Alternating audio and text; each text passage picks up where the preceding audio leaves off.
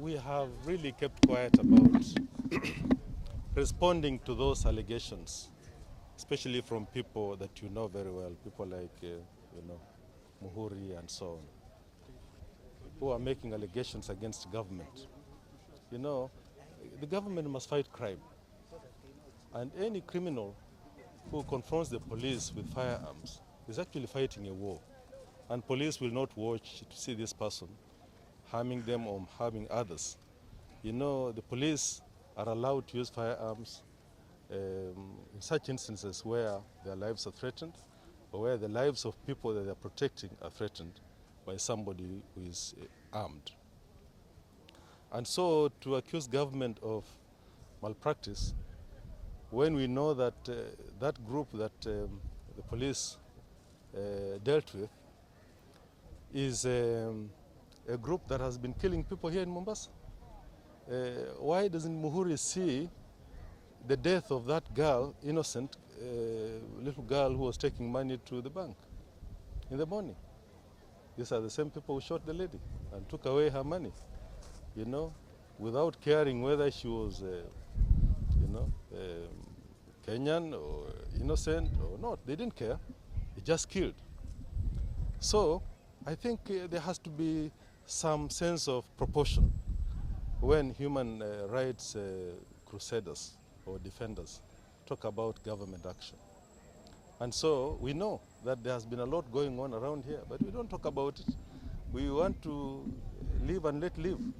But I think when we go overboard by saying that there is even a white man, who government has, has hired to eliminate Kenyans and so on, I think that's wrong.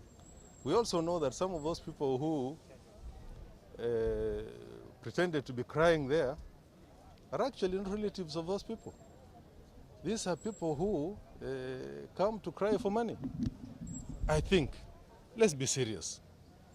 When crime happens and police are slow to act, or they come when the event has happened, the incident has happened, and they are unable to get the culprit, we heap all the blame on them. But when the police are decisive in fighting the enemies of the Republic, people who hate society and who want to harm it, then we call them all sorts of names. Why can't we have a sense of, of love for our police? Now the police have information, according to them, about these 5 gangsters, prior information. Now the question we ask, if they have that information, why not apprehending them? So the law can take its course, rather than shooting them. Because shooting them, you are also buried the evidence that these people might have.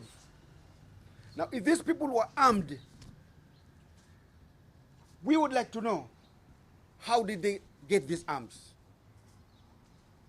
Now, every time police shoot,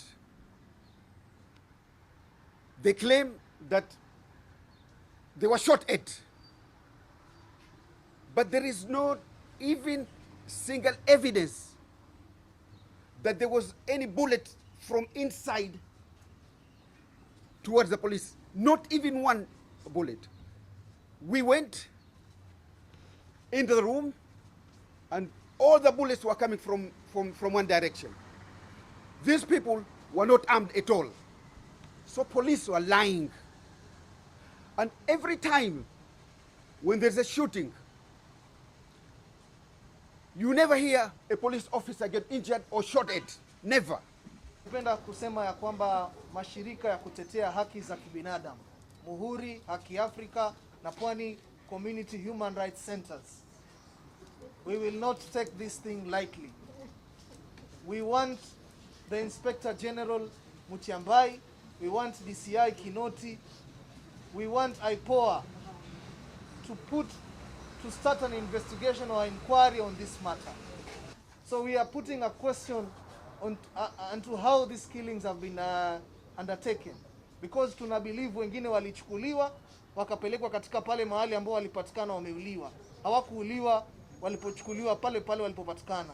Wengine walichukuliwa nyumbani na kufanyiwa investigation zao, na ndo wakaanza kuuliwa katika sehemu kama ile waliouliwa. Watu 5 ndani ya nyumba, na familia imeconfirm tarehe 17 watu 2 wao mmoja walikuwa wamepotea. Hao watu we can confirm again walipelekwa pale kwa ile nyumba na polisi, na script imetengenezwa, na tuko na information some media guys pia walienda pale kwa ground siku ya operation, kumaanisha kuwa walikuwa wakienda kuhakikisha kuwa watamaliza hao watu na script yao ifaulu. This is wrong, we won't entertain. Na tumefaulu kupata cartridge moja ambayo imetumika, na tutaangalia na timu yetu ya legal pamoja na hizi familia, tutaangalia way forward. Tulikuwa na information kutoka kwa members of the public kwamba kuna gang of armed robbers ambao they have been terrorizing Mombasa County, that is Likoni, and they cross up to Tanzania, and they are now hiding in our sub-county Nyali. Ikiwa kuweza kuwapika 5 wote, and they were fatally injured. Na tunashukuru members of the public kwa hiyo ushirikiano wetu nao ambao umetuwezesha kunasa hawa wahalifu ambao wamekuwa wamehangaisha sana Mombasa County. Kila kijao utasikia wamenyang'anya, wamepika mtu risasi. Sasa bunduki ya AK-47 wamepatikana nayo na marisasi kadhaa.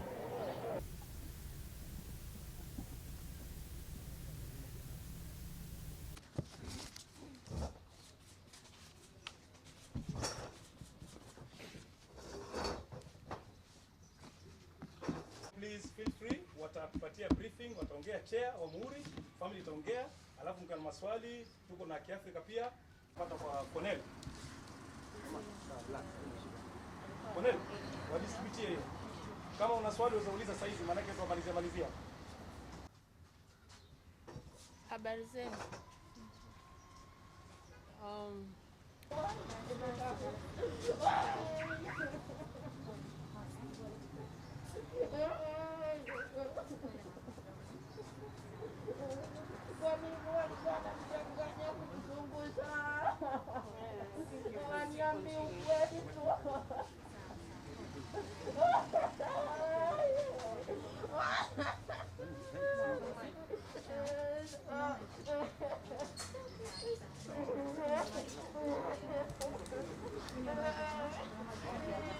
Ya Kipara.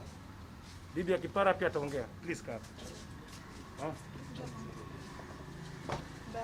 Utaanza na majina yako, alafu ueleze kwa sauti. Habari zenu.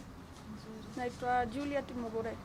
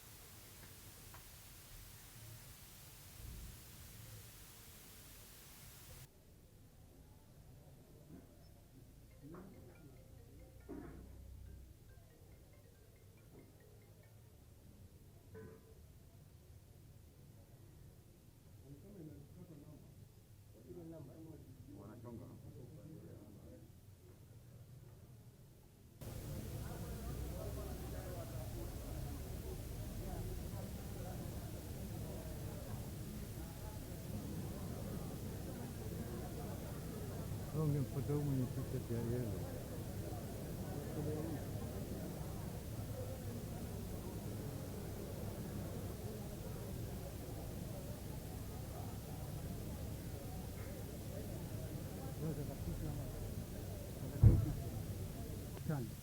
Taifa kabisa.